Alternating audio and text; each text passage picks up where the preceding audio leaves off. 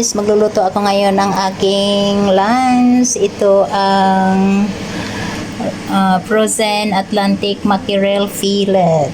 Yan. Ipa-fry lang natin ito guys for my lunch. Yan, Atlantic mackerel fillet. Masarap ito guys, i-fry. Yan, pa-fry natin yan. Yan guys, dinadry ko ito para hindi siya tumatalsik. Ayan.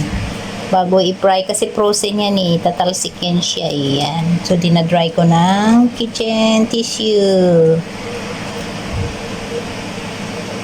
Kailangan pag ipa-fry natin, kailangan ito ang mauna para hindi siya tumatalsik. Yan.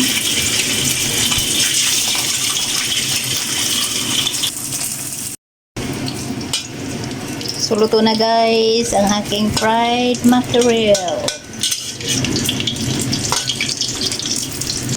Ayan guys, let's eat. This is so delicious.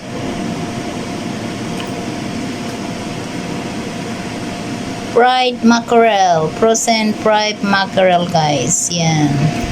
Masarap ito sa kanin. Ayan guys, pritong mackerel fillet. Ayan guys, wait. Spinach.